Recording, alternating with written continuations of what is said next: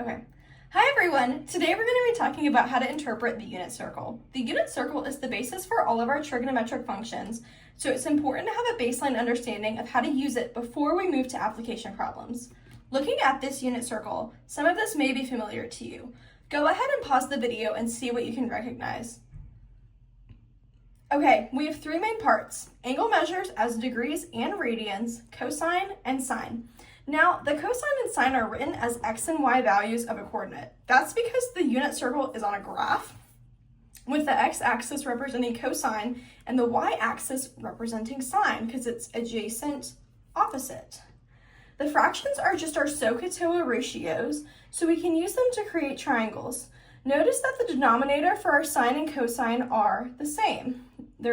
Are the same number. They're both 2, and that's because the denominator for both of those ratios is the hypotenuse, which tells us that the hypotenuse is 2. And then our adjacent would just be the numerator of our cosine. So if we're using 3 pi over 4, that would be negative root 2.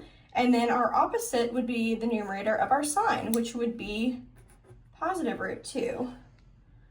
Now, it's important to note that this triangle we just created is not from 0 to this angle. It's actually the reference angle for this angle.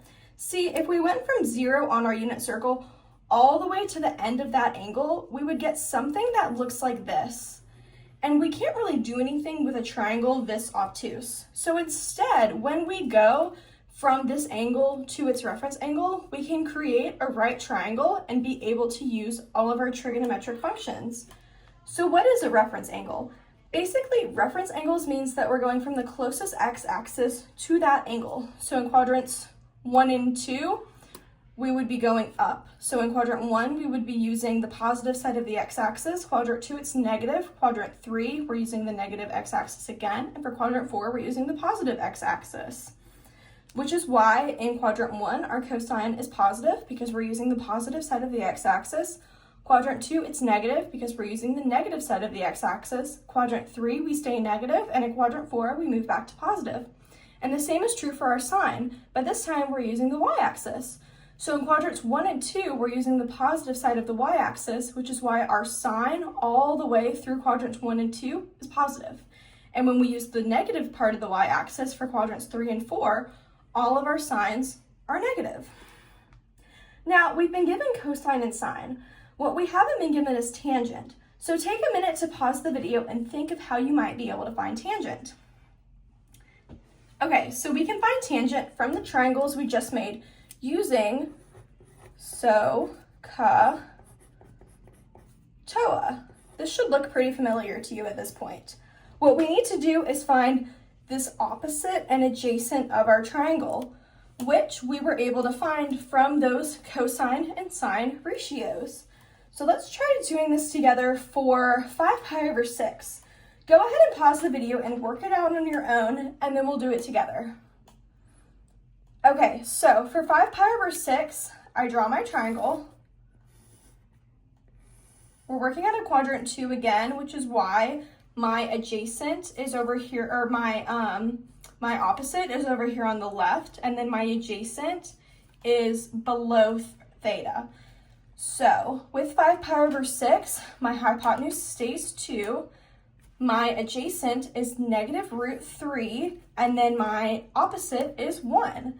So when we plug that in to create our tangent of 5 pi over 6, we do opposite over adjacent, which is 1 over negative root 3, or negative root 3 over 3. So now looking at the unit circle, you might notice that any point that falls directly on the axis has 1s and 0s for the sine and cosine. Let's talk about that for a second. So we're going to keep it simple and look at the positive side of the x-axis and focus on our 0 radians or 0 degrees. Here we have a cosine of 1. And if you think about it, we can't really make a reference angle because the angle is just a straight line all the way through the x-axis. So we don't have any opposite length. It's not increasing or decreasing vertically at all. We're just moving horizontally. And so the radius of our unit circle is 1, so that x value is just 1. Like I mentioned, we're not moving up or down at all, so we don't have a side length. So we can't really plug it into a triangle, but if we wanted to, just for visualization purposes, it would look like 1, 0. And so our cosine would be, our hypotenuse would be 1 as well, so it would just be 1 over 1 is 1. And then for sine, 0 over 1 would just be 0. But what about tangent? Pause the video and try to find tangent of this 0. That's right, we would just do opposite over adjacent again, which would be 0 over 1 equals 0. But let's try flipping our x and our y. If we move over here to pi over 2, now our cosine is 0 and our sine is 1. So what would that tangent look like? Try that one on your own. Okay, this one might have tripped you up a bit, and that's totally okay. Again, this isn't really what the triangle would look like, but for the purposes of visualizing what it would look like, we're going to draw one out.